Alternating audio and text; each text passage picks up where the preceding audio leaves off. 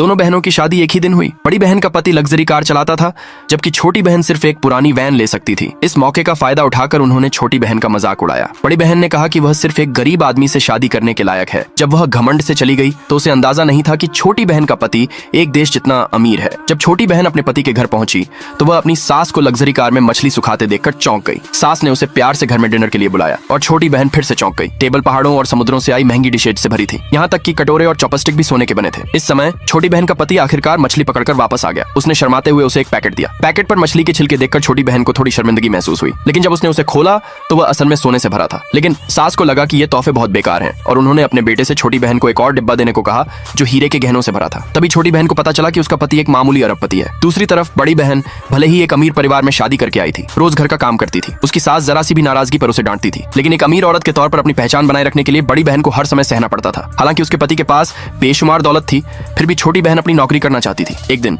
उसके पति ने अचानक उसे एक दावत में साथ चलने के लिए कहा, तो छोटी बहन अपने काम के कपड़ों में जल्दी से वहां पहुंच गई। अचानक बड़ी बहन भी वहां थी। उसने छोटी बहन का सादा रूप देखा। उसने सीधे उस पर शराब भी डाल दी, ये कहते हुए कि यह सबसे अमीर आदमी की पत्नी की जन्मदिन की पार्टी है और गरीब लोगों को छोटी बहन को बेवकूफ बनाने के लिए नहीं आना चाहिए। बड़ी बहन ने भी उसे कुछ चोरी करने के लिए फंसाया और सिक्योरिटी गार्ड को उसकी तलाशी लेने के लिए बुलाया। उसके पति ने उसे जो हीरे का हार और सोने का ब्रेसलेट दिया था वो गिर गया। बड़ी बहन को और भी गुस्सा आया। उसकी नजर में उसकी छोटी बहन ये चीजें कभी नहीं खरीद सकती थी। आसपास के लोग भी हंगामे में शामिल हो गए।